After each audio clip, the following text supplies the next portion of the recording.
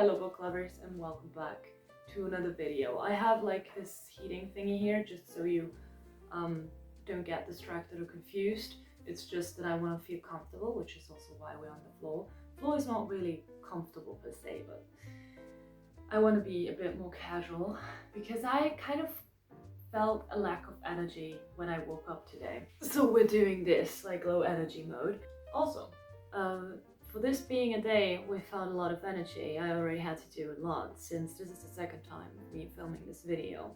First time, I tried to film it on my camera to use a better audio quality, so excuse me again for this kind of audio quality, but it just has to suffice because, you know, my camera, this lovely thing here, mic is cool, yeah, mic is good, but this camera cannot autofocus. And I swear I was out of focus the entire video. So I'll have to do it again. Phone, and that's not important. Today we're here to talk about the 10 best books that I read in the year of 2022. It's actually funny that it turned out to be 10 books exactly, and also 5 novels and 5 graphic novels mangas. This is just a coincidence, but it's nice. It's a really nice coincidence. The books that made it to this list are the ones that I rated a 10 out of 10 or a 9 out of 10. So in the Goodreads star system rating translation, it would mean a 5.0 and a 4.5. I want to start with the novels, and I want to start with one author that I've put 2 novels from on this list.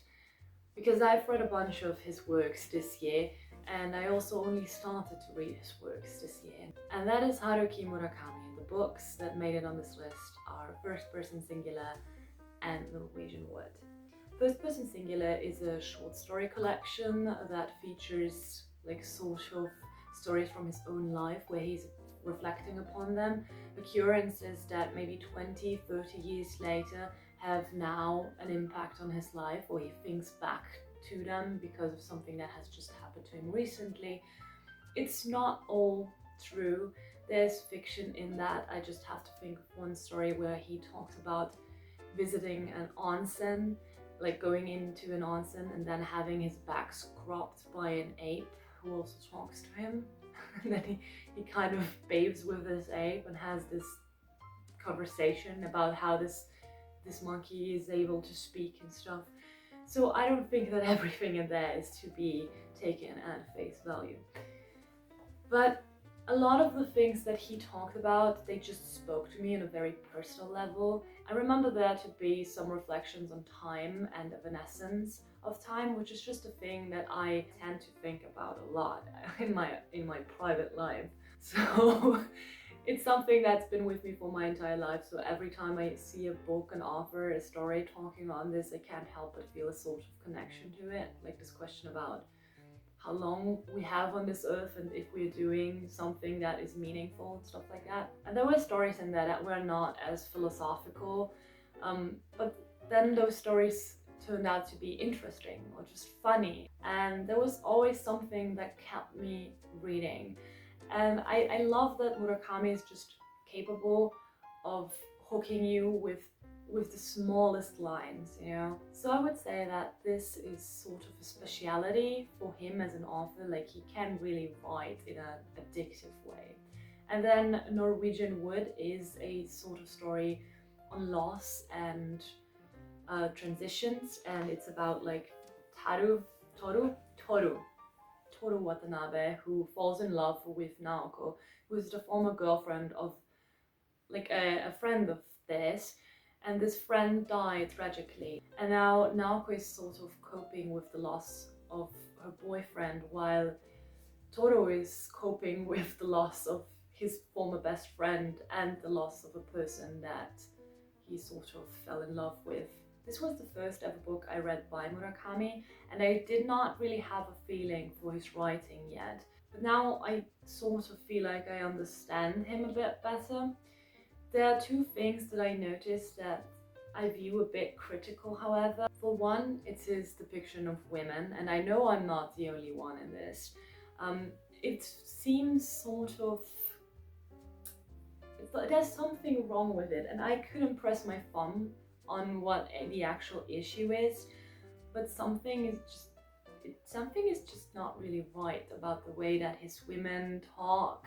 And I think once or twice the thought went through my head that this is not a woman talking, this is a man talking, trying to mimic a woman. And I don't know if the differences between genders are actually like that great that you can see whether a man or a woman wrote a story. But sometimes I just felt a disconnection to the character.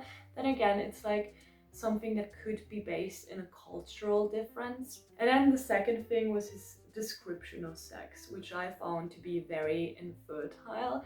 Like he like a child, like a boy who's dreaming about sex. He describes those scenes. And sexuality is just a thing that occurs in his books. So if you read Murakami, you know that you will stumble across something sexual, some description, if not like the act itself. And I do have to admit that sometimes when I read the way that he describes sex, I do have to cringe. It's not my most favorite thing about his books, but I enjoy the stories per se, and those parts I just ignore. The next book on my list is All the Lovers in the Night by Miyako Kawakami. This is a poetic, subtle little thing.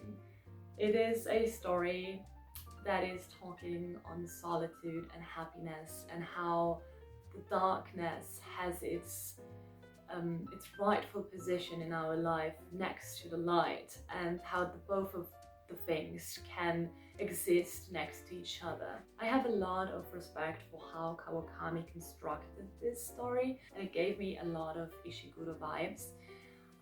Just the way that this was thought out, and that each sentence had a certain meaning, and that there was so much said within the things that were not spoken loudly, you know. I hope that makes sense. I am kind of on a loss for words in describing this, but I do have a whole video on it if you're interested. It does unfortunately contain spoilers, but only around like halfway through the video, so the first part you should be able to watch without getting spoiled. The story itself is about Fuyuko Irie, who's a mid-30-year-old freelancer, and she's working from home. She's a proofreader, and she's like all of the time alone. She's also a very shy person. She also does not really have friends. She has one acquaintance who's sort of a friend, and then one day she just decides to change that. The next book on my list is My Best Friend's Exorcism, and oh my god, I hate this fucking fucker for writing a book that actually hit the nail on the head, so that I have to feel a bit remorseful for hating him that much. It's so fucking unpleasant, because it's not that I just don't simply like his other books or that they were mediocre. I thought them to be really, really, really bad. Really, really, really, really bad. And I do hate them with gusto. I think it's one of my funnest sports to just hate on Grady Hendrix, which, oh my god, I'm starting to rant again. And this is a video of love, okay, so I'm not gonna rant. I know that I've probably lost a couple of subscribers with my last video, and here I am trying to redeem myself, but then this comes out of my mouth. I'm so sorry, I can't hide my feelings towards certain books, okay? Grady Hendrix is capable of writing good books, with which he proved with writing My Best Friend's Exorcism. This is a book about a friendship between two childhood teenage friends, of whom one becomes possessed, and then the other one tries to save her, to like get the demon out of her. And because Grady Hendrix is Grady Hendrix, of course everybody is turning against our main character. And this is just cute and sweet and funny at the right places, and an homage to 80s childhood themes. I mean, I don't think that you do anything wrong with that. I don't. No, this is a good book. Credit where credit is due. Also to Grady Hendrix. It's just that I've spent so many hours being angry because of two books of his that I've read that's why I'm salty. So excuse me, but my best friend's Exorcism is a good book. Okay, I'm not gonna deny it. And then on my list, which is the final novel, is I'm Glad My Mom Died by Jeanette McCurdy, which is Jeanette telling a story of how she was forced into acting, then became anorexic and then bulimic, and how after her mom died, she was left with the debris of her mental health and sort of tried to take her life into her own hands again and figure out what it actually was that she wanted for herself. This is a brutally honest, insightful, reflective, clever, cynical, funny, interesting story with all that you want from an autobiography.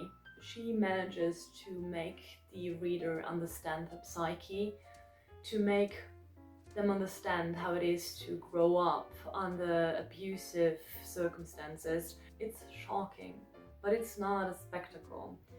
It's like simply making us understand. And now we're entering the land of graphic novels and mangas. And the first graphic novel that is on my list is Paulina by Bastien Vivet. This is the story of a Russian ballet dancer and her teacher, and the way that she changes over time, and the way that the changes also change her approach to dancing, and also the dancing changes with her changes. It's just a story of two people who share a concrete love of a thing without which they couldn't breathe and be, and like their complete devotion to this.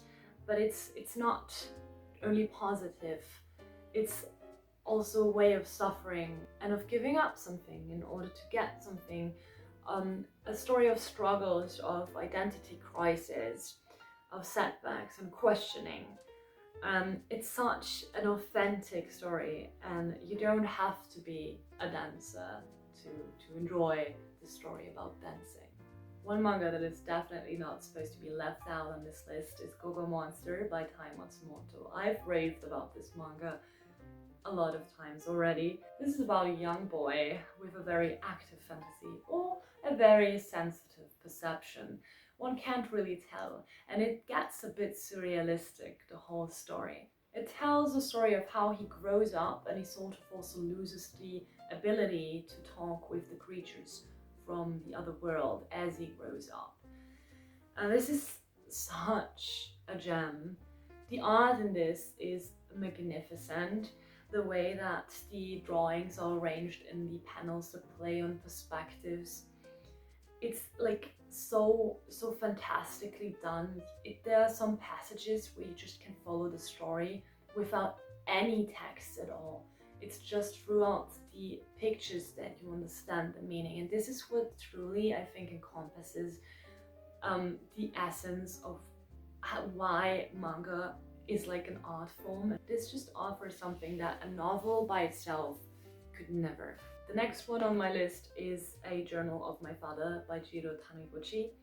This is a story of a man who after years comes back to his father's house to attend his father's funeral. And as he sits there with his family, they start to talk about their life as children and what they went through and how their father was.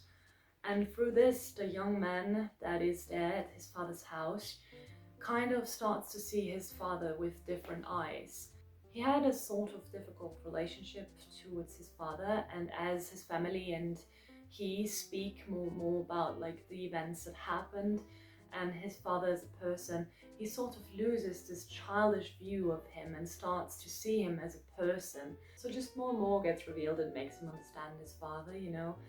It's also that he himself is grown up now and he gets also different perspectives, so that definitely helps to see his father through different eyes then.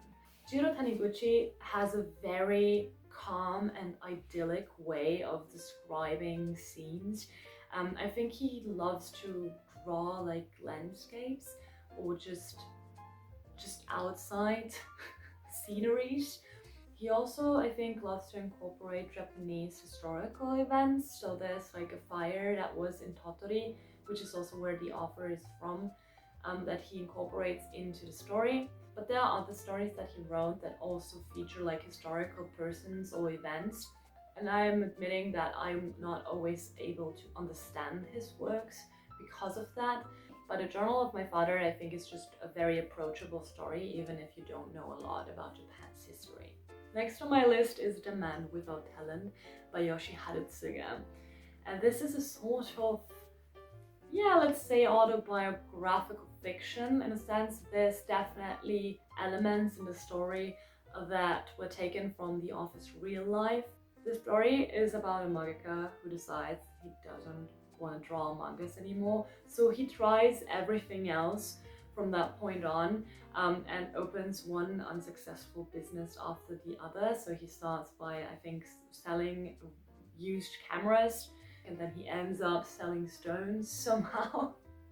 And has just such a sense of irony and cynical jokery. So there's a lot of humor in it, obviously, but it's also at the same time tragic, and really sad. I think it's just a very nuanced story about the character who just doesn't want to be part of this society anymore, like in a sense of being a useful member of society and like striving to accomplish a lot and just provide for his family and, you know, do something honorable or useful, something like that. And he just completely breaks with that and he just doesn't care anymore. And then I read Rice Boy by Evan Dam, which is a fantasy adventure with the very classic premise of the Chosen One. I don't know. We don't really know what the Chosen One does or why he's there for, but there's a Chosen One and it's Rice Boy. And this is just such a simplistic yet complex story with like such lovable characters and really sweet art style. The art style reminded me a bit of The Binding of Isaac, if you know that video game. Like especially Isaac looks a lot like Rice Boy in my opinion. The book doesn't take itself too seriously and offers like a sense of planned chaos, which is really refreshing. It's such an enjoyable thing, you know, and if you want to read something just out of fun, just for pure entertainment, I think that this is definitely the one that is best suited on my list. And that one was the last of the books on my list. I would be really curious if there are any books that you consider to be one of the best that you've read in 2022. But for now I'm going to leave you. I'm going to say I'll see you at another time in another video, and I'm going to see you tomorrow, which is not a